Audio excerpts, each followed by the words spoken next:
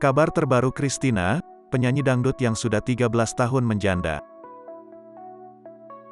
Nama Kristina Dangdut mungkin sudah tak asing bagi pecinta dunia hiburan di tanah air. Kristina semakin dikenal masyarakat luas saat mendendangkan lagu Jatuh Bangun dari album keduanya.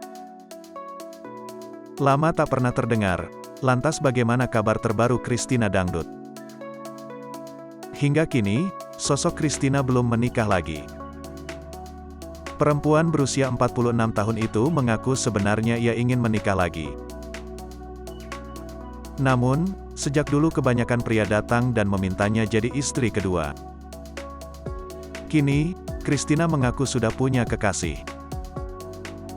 Namun, ia belum bersedia mengungkap identitasnya. Artis asal Pemalang ini diketahui baru menikah 1 kali dan belum memiliki anak. Baru-baru ini, Kristina juga mengunggah potret cantik di media sosial.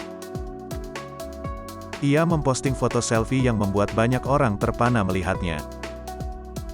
Dalam foto, Kristina terlihat memakai kaos berwarna putih.